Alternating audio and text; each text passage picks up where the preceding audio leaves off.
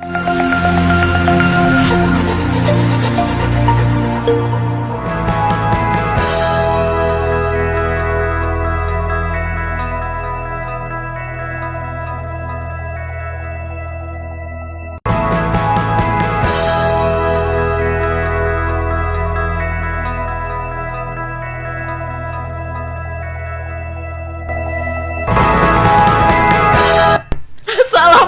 warahmatullahi wabarakatuh. Waalaikumsalam warahmatullahi wabarakatuh. Selamat sore Medan. Selamat sore Kaget. Iya. Kejut, maksudnya kejut gitu ya. Awal lagi selu-selu tiba-tiba udah muka wah aja kan. Jadi terkejut ini. Oke, Tribuners, kembali lagi di acara Selamat Sore Medan. Seperti biasanya pukul 17 waktu Indonesia Barat kita bakal menginformasikan kepada kalian nih untuk up to date berita-berita yang akan kita tanyakan bersama reporter kita yang ada udah di lapangan. Ya, berita kali ini agak seram nih untuk headline yang pertama ini. Benar, jadi ini langsung aja ini ya Iya. Bang. Jadi seperti yang kita tahu ya, setiap hari ada saja kriminalitas di Kota Medan. Iya. Itu Nyawa seperti nggak ada harganya lagi. setiap hari ada aja ya Bang, yang mungkin ada yang tidak sampai meninggal dunia, tapi ada yang sampai meninggal dunia. Nah, ini jadi ada terjadi di daerah dekat dari markas TNI Angkatan Udara Lanut Suwondo, Bang. Kalau kita nyebutnya apros itu ya. Apros. Jadi Yosua Samosir, warga Jalan Karya Bakti, Gang Landasan Ujung, Kecamatan Medan Polonia, meninggal dunia usai lehernya ditikam oleh pria tak dikenal menggunakan sangkur. Penikaman itu terjadi tepat di depan warungnya di Jalan Adi Sucipto, Kecamatan Medan Polonia, pada hari Minggu 23 Juli 2023, Tribunars. Jadi menurut saksi mata nih atau juga keluarga korban, malam itu korban bersama dia tuh lagi di warung tempat mereka jualan Warung itu. Si korban itu. Nah terus rupanya tiba-tiba ada satu minibus Bang datang. Dan di dalam mobil minibus itu ada anak remaja yang udah babak belur, dan ternyata mereka kenal sama anak remaja itu. Jadi mereka kayak mau menolongin anak remaja itu kan. Ternyata kayak yang segerombolan orang minibus dan juga ada naik sepeda motor itu keras, keras juga dan tidak terima dengan perlakuan korban dan juga keluarganya itu, langsung diambil sangkur, dibacok lah lehernya. Ditusuk, bukan dibacok ya Bang. Nah jadi udah sempat dibawa ke rumah sakit juga, ternyata korban tidak selamat.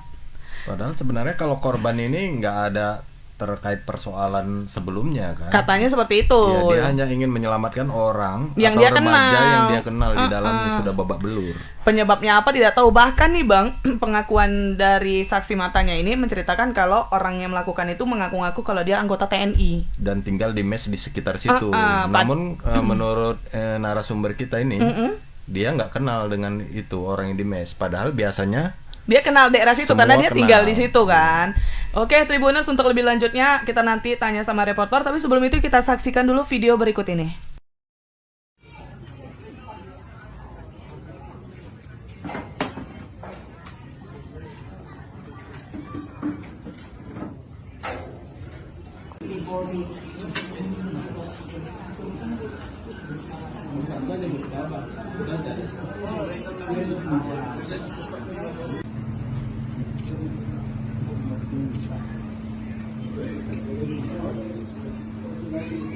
Pada saat itu sama dengan almarhum lagi di mana? Lagi di warung. Warung sama seri itu. Lagi ngapain? Lagi bakar-bakar sih. Bakar-bakar lah, artinya Lagi ada acara. Nah lalu tiba-tiba ada berapa orang datang, terus gimana ceritanya itu? Itu ketepatan di situ kejadian ada sebuah mobil sama 2 kereta 4 orang. Tiba-tiba datang. Tiba-tiba datang. Mobil ini mobil warna apa? Putih. Mobil jenis apa nih? Avanza R3 gitu loh Bang. Oke. Sama 4 sepeda motor. 2 sepeda motor 4 orang. Oke. Jadi supirnya ini tadi keluar, jumpai yang 2 kereta ini tadi. Jumpai yang 2 kereta ini tadi, orang itu katanya mau nabrak yang punya mobil. Ini orang ini rame-rame tadi di sana, katanya arah ke SMA 2.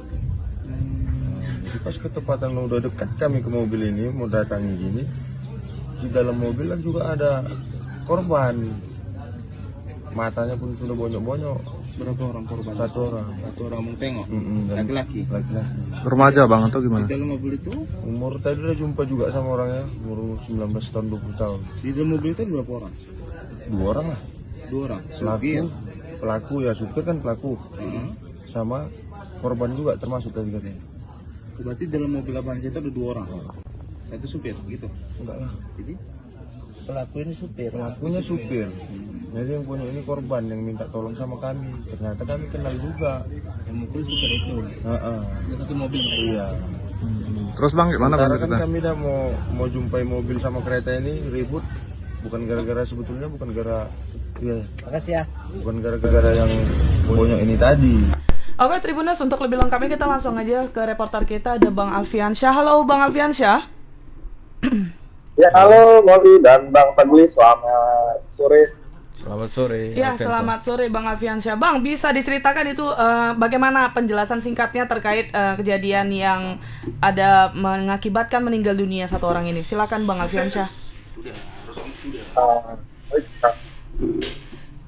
kejadian ini bermula di mana ada warga di sana heboh karena ada seorang pedagang yang merupakan pemilik warung kopi di daerah sana bernama Yosua Samusir itu ditikam di bagian lehernya itu oleh orang tak dikenal.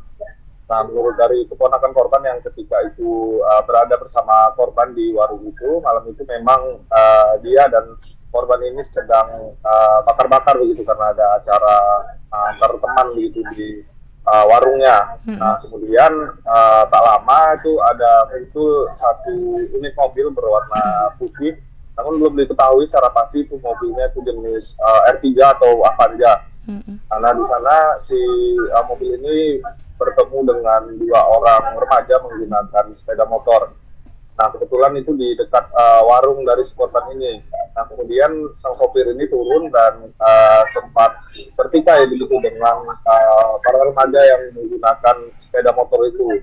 Karena merasa itu di dekat warungnya, dia pun mencoba untuk datang ke mobil tersebut untuk mencari tahu apa sebetulnya yang terjadi. Nah, ketika dia mendekati mobil itu, si keponakannya ini, si Berto ini dan juga si korban, dia malah melihat ada seorang remaja begitu berada di dalam mobil dalam kondisi sudah lebam begitu wajahnya. Nah, kebetulan mereka ini kenal dengan si remaja yang di dalam mobil ini karena rumah mereka itu berdekatan gitu. Nah, berarti tetangganya ya Bang? Enggak, tetangga kali tapi satu lingkungan gitu. Oke. Nah, ketika itu karena dia merasa kenal dan remaja ini minta tolong, dia ini pun lantas memberitahu kepada sopir tersebut untuk menurunkan dari si remaja ini. Namun si sopir ini tuh menolak begitu dan terlibat percekcokan begitu dengan si korban. Setelah itu si pelaku ini sempat mengatakan bahwasanya dia itu orang sini begitu dan menunjuk ke arah Polsek TNI AU begitu. Kemudian terjadilah perbincangan dan menanyakan apakah dia itu tentara. Dia pun sempat mengaku begitu dia itu seorang tentara, namun belum bisa dipastikan begitu. Nah, dari situ sudah terlibat cekcok, diduga merasa tersudutlah si pelaku ini, dia pun lantas masuk ke dalam mobil dan mengeluarkan sangkur, dan terjadilah aksi penikaman itu di bagian lehernya hingga tembus begitu. Nah, keponakan korban ini yang melihat pamannya ini sudah dalam kondisi berdarah begitu, dia pun langsung mencoba menolong si korban ini dan membawanya ke rumah sakit Mitra Sejati. Nah, karena cukup parah lukanya, dia pun dirujuk ke rumah sakit Adam Malik dan sekitar 15 menit begitu mendapatkan perawatan. Akhirnya dia itu meninggal dunia. Lalu sampai saat ini masih belum diketahui secara pasti si pelaku ini. Polisi juga masih melakukan penyelidikan. Namun tadi anggota Polsek 1 Medan itu sudah memberikan klarifikasi dan mengatakan bahwasanya pelakunya ini ataupun membantah pelaku ini bukanlah merupakan personel dari TNI AU gitu. Baik, berarti ini korban sudah keluarga korban sudah membuat laporan ke kepolisian ya Bang Alfiansyah? Ya, ini kan terkait kasus pembunuhan, biasanya pembunuhan ini langsung ditangani oleh pihak polisian tanpa harus ada laporan resmi begitu. Dia pun sudah ada dimintai keterangan oleh pihak polisian dan pihak polisian juga sudah datangi lokasi dan memeriksa sejumlah saksi dan juga rekaman CCTV untuk mengidentifikasi siapa pelakunya. Gitu. Nah, setelah kejadian penikaman itu, remaja yang sempat disekap di dalam mobil, bagaimana keadaannya? Masih belum ada kabarkah ya kan, atau sudah selamat? Ya, menurut informasi dari si Berto ini, si remaja ini sudah berhasil melarikan diri. Usai penikaman itu mungkin dia takutan juga ya melihat si pelaku ini sudah makin beringas sehingga dia pun turun dari mobil dan melarikan diri. Nah, si Berto ini juga sudah bertemu dengan si remaja ini dan menceritakan bahwasanya awal mula kejadian itu bermula dari si pelaku ini melintas di kawasan depan SMA 2 begitu, SMA 2 Medan, dan melihat adanya aksi balap liar begitu. Juga para remaja yang melakukan balap liar ini sempat menyenggol mobil dari si terduga pelaku ini. Nah, dari sanalah dia ini melakukan pengejaran kepada sejumlah remaja yang melakukan balap liar di sana. Begitu menurut pengakuannya. Namun informasi tersebut masih informasi dari si Berto, belum ada informasi dari pihak polisian yang membenarkan peristiwa itu. Gitu. Oh, berarti pemicu sebenarnya karena balap liar doang ya Bang? Mereka tidak ada punya masalah apa sama orang lain seperti itu, Bang Alfiansyah? Ya, menurut informasi yang kita terima itu bermula dari balap liar begitu, karena si pelaku ini mengejar ada sekelompok remaja begitu dan berhenti di bengkel si korban, dan karena keributan mengundang korban untuk mencari tahu begitu. Dia pun tidak kenal dengan si pelaku dan sejauh ini dia mengaku tidak ada masalah begitu dengan orang begitu. Oke, ini Bang, pertanyaan terakhir, untuk jenazahnya sudah dimakamkan atau dilakukan otopsi terlebih dahulu, Bang Alfiansyah? Ya, untuk jenazah sendiri sudah dilakukan otopsi. Kemarin kita menyambangi rumahnya itu di kawasan Kolonia juga. Jenazahnya belum dikebumikan, mungkin masih ada acara adat keluarga. Oke. Baik, terima kasih Bang Alfiansyah atas informasinya. Kita tunggu untuk perkembangannya seperti apa dari pihak kepolisian, Bang Alfiansyah. Selamat beraktivitas kembali. Selamat sore, Alfiansyah. Ya, selamat sore Bang, pagi dan juga. Ya, mau kayak manapun, apapun kegiatan kita, ada aja memang udah nahas sudah. Ya, tapi ternyata pelaku dinyatakan bukan dari aparat tentara ya, kok kepolisian. Nah, masih dilakukan penyelidikan ya Tribuners. Jadi kalian untuk mau tahu update-nya seperti apa, bisa langsung pantengin aja media sosial kita atau juga di portal kita di www.medan.tribunnews.com. Di situ kita bakal memberikan berita aktual dan faktual. Udah ngerti aku. Baiklah, selanjutnya nih berita kedua. Jadi ini Kepala Bagian Operasional atau Kabak Operasional Polres Padang Lawas Kompol Alsen Sinaga dilaporkan ke Propam Polda Sumut karena diduga berselingkuh dengan JMN, anggota DPRD Kabupaten Padang Lawas. Lagi musim selingkuh. Iya, nggak artis, pejabat, lingkungan awak. Dia dilaporkan oleh Sakeus Harahap, gitu kan namanya, mantan suami JMN sejak Januari 2023 kemarin. Oh, udah lama juga ya dilaporinnya, ternyata Januari Bang. Ya. Ini sudah Juli. Sakeus menjelaskan dugaan perselingkuhan ini terbongkar sekitar 16 Agustus 2022 lalu. Saat itu status keduanya masih suami istri sah. Belakangan karena dugaan skandal ini terbongkar, keduanya resmi bercerai pada Mei 2023. Tapi udah dilaporkan dari Januari, tapi hingga kini mungkin belum ada ya. Terbongkarnya dugaan skandal anggota DPRD Padang Lawas dengan perwira Polri ini terbongkar usai pelapor memasang Global Positioning System atau GPS di mobil istrinya. Di sini terkuak keduanya berkomunikasi melalui telepon untuk bertemu. Terus mantan suaminya itu juga menceritakan kelakuan mantan istrinya yang merupakan anggota DPRD Padang Lawas dari Partai PDI Perjuangan diduga sejak lama nih. Kompol Alsen disebut kerap turut hadir dalam momen acara keluarga besarnya. Namun saat itu dia belum mengetahui hubungan keduanya. Begitu sadis gitu ya. caramu. Untung udah cerai ya Pak. Ini ada videonya Tribuners, kita saksikan dulu video berikut ini.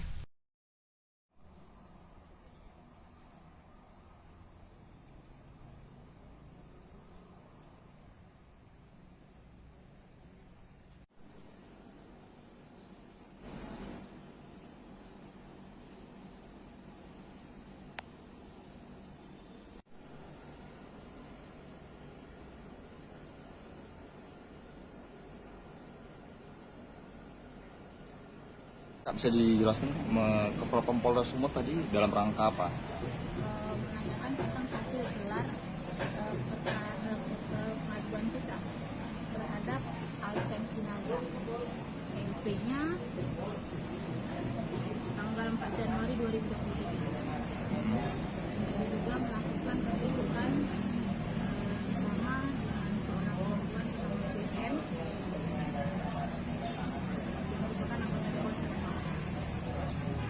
Itu yang dilaporkan itu siapa? Jabatannya apa? Alsen Sinaga, jabatan Kabapolres Banyumas. Masih aktif sampai sekarang? Masih aktif. Itu laporannya dilayangkan sejak bulan 4 Januari. 4 Januari. Dan bagaimana kelanjutannya Kak tadi? Jawaban dari Propam seperti apa? Jawaban dari Propam setelah hasil gelar ada indikasi untuk melancarkan perdamaian dengan pihak pelapor.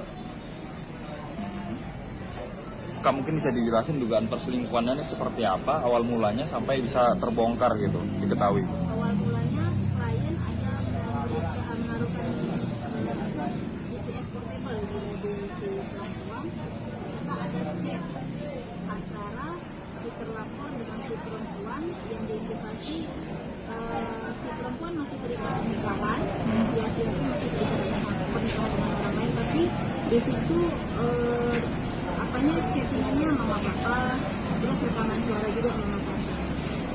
Itu di tahun berapa coba Mbak? Tahunnya 2022 bulan.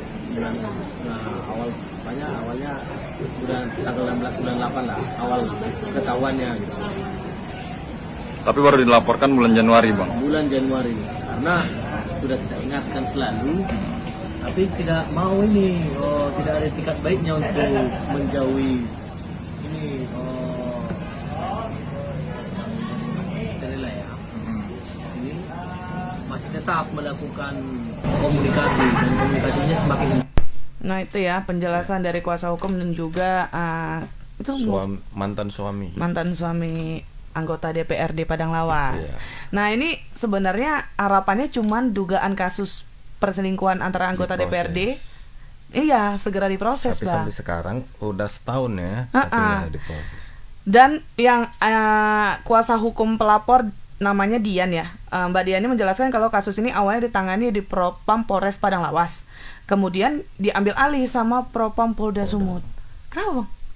Kan itu di Padang Lawas ya? Kenapa tiba-tiba dipindah? Biasa kayak gitu. Misalnya kasus penanganan kasusnya nggak jalan, diambil alih oleh Polda biar jalan. Rupanya belum ada kejelasan sampai sekarang. Nah ditanyakan juga Bang perkembangan ke Propam. Jadi hari ini ada indikasi Kompol Alsen ini hendak mengajak berdamai agar kasus dihentikan. Ada kayak gitu juga. Ini ada reporter kita nggak ready? Belum Gimana? ada ya? Belum ya. Nah, jadi ini kita ngobrol-ngobrol aja. Jadi reporter kita lagi ada paparan juga di Polda. Paparan tentang apa Bang?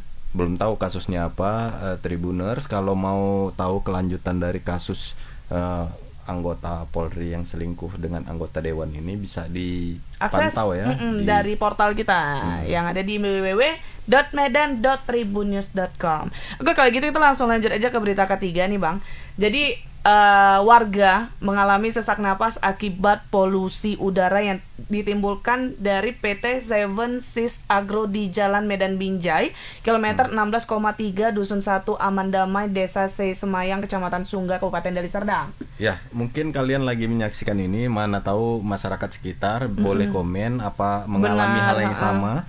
Jadi hampir setiap hari ini polusi udara dari PT tersebut tuh terus terjadi. Akibatnya keberadaan pabrik itu pun jadi persoalan nih oleh warga. Karena salah satu warga mengalami sesak napas, terus ternyata tuh waktu diperiksa ya dia mengidap penyakit paru-paru karena akibat polusi udara tersebut, Bang. Berarti kan bahaya ya. Yang jadi pertanyaannya, apa yang diproduksi sama PT itu? Kok ngeri kali polusinya. Seingat Molly kan kalau dia ada polusi yang sampai sebanyak itu nggak boleh di daerah itu kan. Harusnya yang daerah Kim ada gitu. Ada juga mekanismenya, ada penyaring udara atau amdalnya bagaimana, harus memenuhi syarat yang ditentukan kan harusnya. Tapi belum ada ya.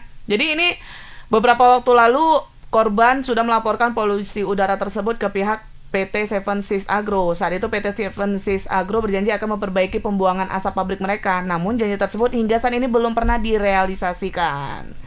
Berarti parah juga tuh ya. Ini cuman harapannya sih supaya warga ya Tidak kalau terdampak iya, gitu kan. jangan sampai ada penyakit yang harusnya nggak ada penyakit ya karena limbah udara, polusi udara itu Dan limbah. kita di udara. penasaran juga ini pabrik apa sebenarnya. Oke, ini ada videonya Bang sebelum kita tanya dulu lebih lengkapnya kita saksikan dulu video berikut ini.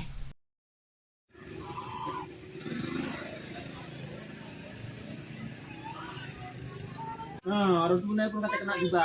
Ada yang kena panas sama air. Telepon kadis malam kadis bilang aku. Ini kalau hujan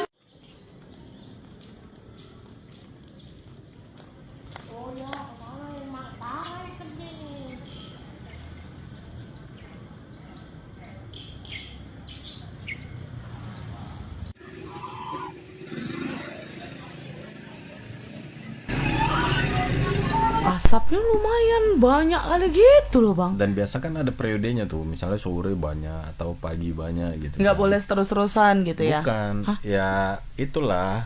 Ini mungkin lagi nggak banyak ya. Ah, maksudnya kayak mana? Itu tadi nggak terlalu banyak nampaknya. Tadi yang awal keluar dari Serobong itu banyak juga tapi menurut Molly. Oke, Tribuners kita langsung aja sama reporter kita nih ada Bang Aprianto. Halo Bang Aprianto.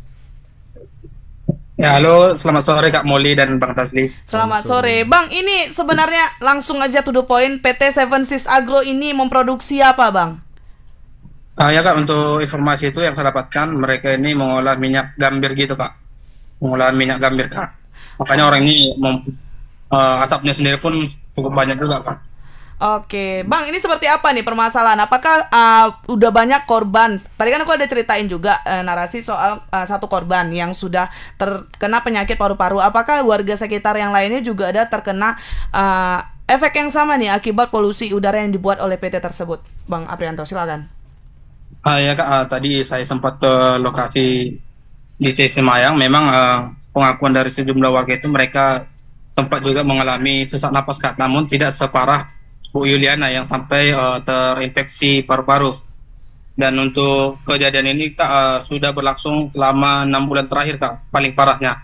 Memang dalam setahun ini kasus ini sudah terjadi, namun paling parah itu pada 6 bulan terakhir ini Kak. Ini PT-nya ini sebenarnya udah berapa lama berdiri Bang? Udah memproduksi Minyak gambir.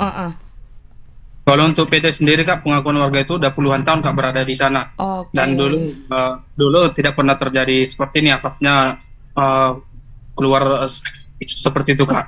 Karena memang selama ini ya asap itu normal aja Kak, keluar Nah, sedikit-sedikit. Yang Karena air kepulan- ditunjukkan warga itu apa itu Aprianto?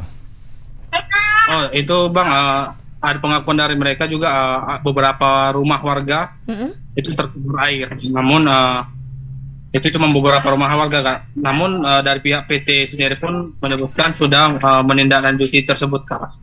Oh, dari pihak PT-nya seperti apa tanggapannya Bang? Pengakuan mereka sendiri Kak, kepulan asap itu divideokan pada 2 bulan lalu. Oh, Namun dari keterangan warga di lapangan tadi itu kejadian baru kemarin sore Kang. Jadi tadi saya pun sedikit bimbang juga dengan pengakuan dari pihak PT Seven Seas itu, karena menganggap asap itu udah 2 bulan yang lalu, dan mereka juga mengaku sudah menindaklanjuti keresahan masyarakat, di mana mereka sudah membawa perwakilan warga untuk melihat langsung ke lokasi pabrik Kak. Nah, apa komentar dari pihak pabrik selama berpuluh-puluh tahun tidak ada masalah, nah tiba-tiba ada asap yang keluar, itu apa mekanisme yang salah? Ya Bang, dari pengakuan mereka itu ada sebuah sistem mereka yang berjalan tidak bagus Bang, sehingga terjadinya asap yang keluar melebihi batas yang wajar Bang. Sehingga pada saat sekarang memang mereka mengaku sudah memperbaiki itu, dan asap sudah berkurang, dan sekarang itu sisa tinggal 10-20% saja yang keluar Kak. Nah, berarti sudah diperbaiki ya sama pihak pabrik ya untuk keluhan warga ini. Dari pantauan Abang sendiri seperti apa Bang? Apa memang masih mengepul sebanyak itu kah? Atau memang tidak sebanyak itu? Kalau untuk tadi sendiri Kak, bisa terlihat itu asap memang cuma tipis saja Kak. Cuman beberapa tumbuhan di lokasi lingkungan warga itu terlihat Kak, di daunnya itu menghitam Kak. Itu diduga akibat pencemaran udara ini Kak. Kalau baunya ada bau nggak di daerah situ Bang? Kalau untuk tadi di sana Kak, tidak ada memang tercium aroma tidak sedap Kak. Karena memang asap itu tipis Kak, nggak seperti video yang diberikan warga Kak. Kalau menurut pengakuan warga itu ada periodenya nggak asap itu keluar atau terus-terusan seharian gitu, Pak Prianto?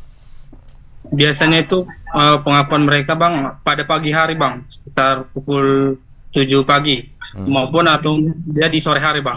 Oh, Kalau pagi di sama siang sore. hari jarang untuk dikeluarkan bang. Pagi sama sore berarti ya. Ya. Oke, baiklah kalau gitu Bang Aprianto, terima kasih atas informasinya Bang. Selamat beraktivitas kembali. Selamat sore ya Prianto. Sore Kak Molly dan Bang Tasli.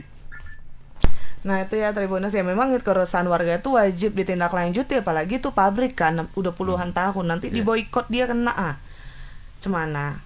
Tapi ya semoga lah ya ada juga kebijakan dari PT Seven Seas Agro ini, karena udah ada juga ternyata korban yang terdampak karena udaranya katanya. Mungkin bisa dicoba bantu cek warganya itu gitu. Dan pihak pemerintah yang terdekat dengan masyarakat yaitu Kepling, Lurah, Camat ya harusnya berperan aktif lah untuk memberi apa ya, Edukasi ya.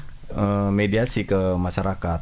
Itu tadi kan masyarakat bilang asapnya masih banyak, tapi pihak pabrik bilang sudah ditangani. Nah, seperti apa harus dipertemukan lah mereka. Iya, supaya tidak ada Ini bersih tegang nanti lama-lama ya jatuhnya ya, perang pula nanti. Jangan. Data orang Medan orangnya keras-keras, jangan sampai itu terjadi ya.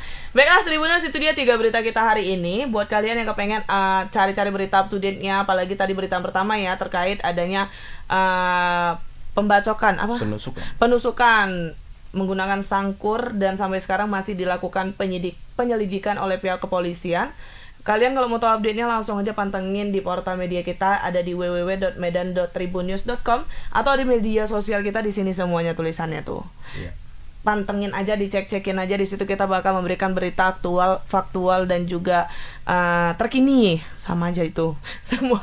Baiklah Tribuners, terima kasih sudah menyaksikan Selamat Sore Medan. Jangan lupa untuk terus saksikan Selamat Sore Medan setiap hari Senin sampai Jumat pukul 17 waktu Indonesia Barat. Kalau gitu aku Muli, aku Tajli, dan kru yang bertugas pamit undur diri. Mohon maaf apabila ada salah-salah kata atau ucapan. Assalamualaikum warahmatullahi wabarakatuh. Selamat Sore Medan.